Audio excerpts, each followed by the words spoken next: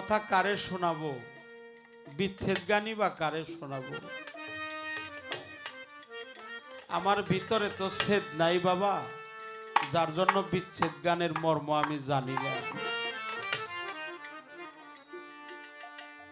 যারা প্রিয়জনকে হারিয়েছে তারাই তো জানে বিচ্ছেদ গানের কি জ্বালা। এখানে এক মা দেখলাম হাউমাউ করে কাঁদলেন।